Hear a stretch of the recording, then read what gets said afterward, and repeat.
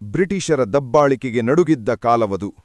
ಬೆಳಗಾವಿ ಜಿಲ್ಲೆಯ ಸಿಂಧೂರ ಗ್ರಾಮದಲ್ಲಿ ಹುಟ್ಟಿದ ಹುಲಿಯೇ ಲಕ್ಷ್ಮಣ.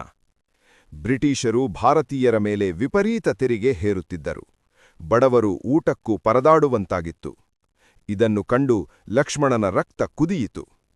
ಲಕ್ಷ್ಮಣ ಸುಮ್ಮನೆ ಕೂರಲಿಲ್ಲ. ತನ್ನದೇ ಒಂದು ಯುವಕರ ತಂಡ ಕಟ್ಟಿದ.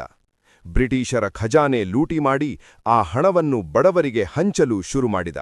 ಜನ ಅವನನ್ನು ಪ್ರೀತಿಯಿಂದ ಸಿಂಧೂರ ಲಕ್ಷ್ಮಣ ಎಂದು ಕರೆದರು. ಲಕ್ಷ್ಮಣ ಬ್ರಿಟಿಷರ ಪಾಲಿಗೆ ಸಿಂಹ ಸ್ವಪ್ನವಾದ. ಅವನನ್ನು ಹಿಡಿಯಲು ಇಡೀ ಬ್ರಿಟಿಷ್ ಸೈನ್ಯವೇ ಬೆನ್ನಟ್ಟಿತು. ಆದರೆ ಕೇವಲ 24ನೇ ವಯಸ್ಸಿನಲ್ಲಿ ಸ್ವಂತ ಜನರ ನಂಬಿಕೆ ದ್ರೋಹದಿಂದ ಲಕ್ಷ್ಮಣ ಹುತಾತ್ಮನಾದ.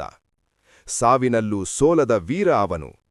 ಕನ್ನಡ ನೆಲದ ಈ ಕ್ರಾಂತಿಕಾರಿ ನಮಗೆಂದಿಗೂ ಸ್ಫೂರ್ತಿ. ಜೈ ಹಿಂದ್.